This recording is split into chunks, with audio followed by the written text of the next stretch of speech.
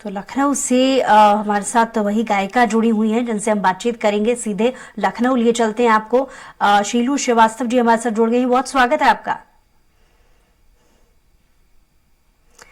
शीलू जी, आप तक आवाज पहुंच रही है? बहुत स्वागत है आपका। समझ में चलेगा। शीलू जी, सबसे पहले तो इस गाने के लिए, जिस तरीके से इस गाने को पसंद किया जा रहा है, इस पॉपुलैरिटी के लिए बहुत सारी शुभकामनाएं आपको। कैसा अनुभव रहा आपका इस गाने के बाद? बहुत बहुत धन्यवाद मैम। और मैं आपको बताऊं कि इधर सारे भजन गायक लगभग कुछ न कुछ भजन अपना प्रभु श्री राम जी को समर्पित कर रहे थे।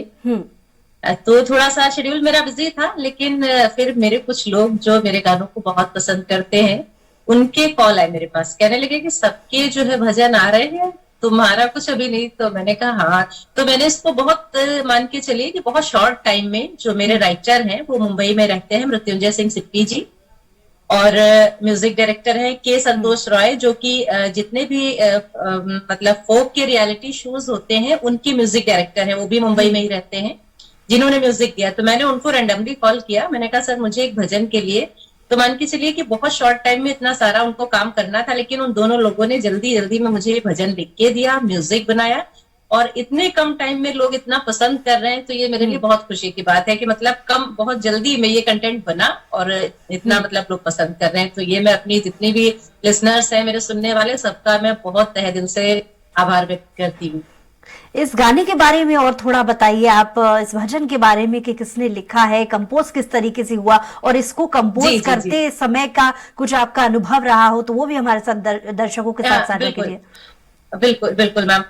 इस भजन का ऐसा रहा कि मतलब हम लोग ये सोच रहे थे कि भाई आजकल हर सिंगर कुछ ना कुछ, तो पूरा मतलब उसी एक 500 सालों का जो सपना पूरा हो रहा है कि सरयू नदी, यानी जिन्हें हम लोग हमारे भारत देश में पेड़ पौधों को भी पूजा जाता है और नदियों को भी माता, इसीलिए सरयू माता मतलब जिनके तट पे ये नगरी बसी है, तो उनका भी इंतजार था कि भाई कब ये महल बनेगा। तो हमने सारी चीजों को इस भजन में, तो होता क्या है कि जो भजन की एक परिकल्पना करी जाती है, तो सिंगर बताता है राइटर को कि मुझे ये चाहिए, मतलब मुझे इस जो है मनोभाव का मतलब भजन या जो भी गीत रचा जाता है, तो सिंगर अपनी फीलिंग बताता है और राइटर फिर शब्दों का चयन करके, तो इसके राइटर है मृत्युंजय सिंह सिप्पी जी, वो मुंबई में ही रहते हैं। तो मैंने उनको बताया कि सर ऐसे ऐसे मुझे चाहिए, और उन्होंने बहुत शॉर्ट टाइम में इसको लिख करके मुझे मतलब अच्छा सा, जो भी सनातन धर्म को मतलब डेडिकेट कर रहे हैं, तो और म्यूजिक दिया है के संतोष रॉय जी ने, जो मुंबई में रहते हैं और बहुत सारे रियलिटी शोज के म्यूजिक डायरेक्टर हैं। तो मुझे मतलब मैंने कहा कि सर म्यूजिक कुछ ऐसा हो कि कम से कम लगे कि हम उत्सव मना रहे हैं, और थोड़ा सा मेलोडी पर भी काम करना है।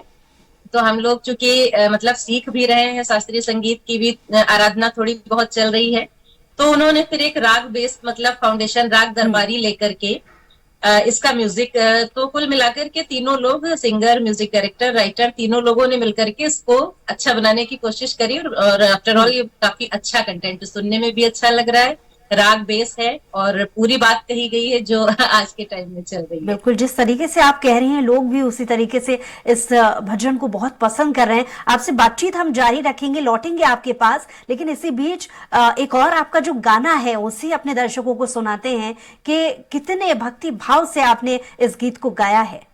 अब की तो शीलू जी के पास वापस आएंगे। जैसा कि थोड़ी देर पहले आप जिक्र कर भी रही थी कि आपके दूसरे गाने में जो प्रकृति को लेकर के आपने अपने शब्दों में जो जिक्र किया, कहीं ना कहीं प्रकृति भी कितना इंतजार कर रही थी, ये इस गाने में नजर आ रहा है। और उसके बाद इसी की सीरीज में राममय वो भजन नजर आ रहा है। तो इन दोनों का जो संगम है इन गानों का, इसके बारे में थोड़ा सा और बताइए। और मैं चाहूंगी कि आप उन गानों को एक बार फिर से हमारे दर्शकों के लिए 2 पंक्तियां गुनगुनाकर भी सुनाइएगा।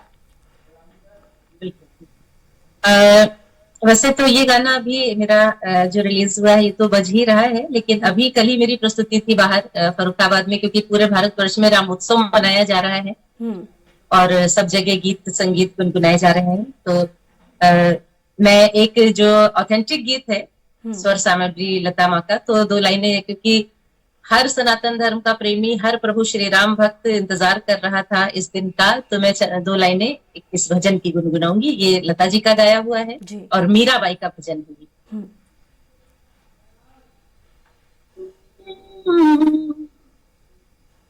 पायो जी मैंने राम रतन धन पायो, पायो जी मैंने राम रतन धन पायो, वस्तु मौलिक दी मेरे सतगुरु, वस्तु मौलिक दी मेरे सतगुरु, कृपा कर अपनायो, पायो जी मैंने राम रतन धन पायो, पायो जी मैंने राम रतन धन पायो, जन्म जन्म की पूंजी पाई, जन्म जन्म की पूंजी पाई, जग में सभी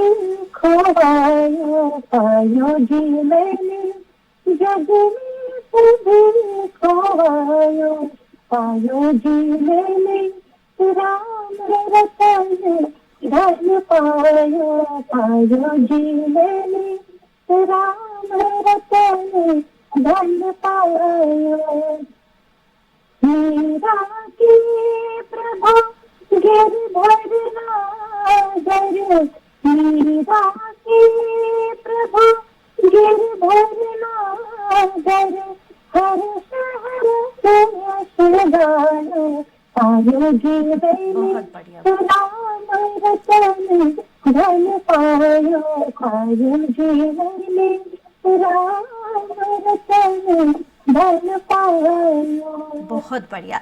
जिस तरीके से आपने इस भजन में रूहानी तौर पर जान डाल दी है, जाहिर सी बात है कि 22 जनवरी को भक्तिमय जो पूरा देश हो रखा है, उसमें आपके भजनों ने और उनके जो भाव हैं उसमें चार चांद लगा दिए होंगे, क्योंकि जिस श्रद्धा से हर कोई राम का इंतजार कर रहा था, तो सभी के अलग अलग तरीके होते हैं। कोई गा करके अपनी लीला का वर्णन करता है, तो कोई नाच गाकर करता है, जैसे भी, लेकिन भाव वही होता है। बहरहाल हमारे साथ जुड़ने के लिए बहुत शुक्रिया शीलो जी। और इसी के साथ ही हमारी खास पेशकश अयोध्या गाथा में इतना ही। कुछ और खबरों के लिए देखते रहिए स्वराज एक्सप्रेस।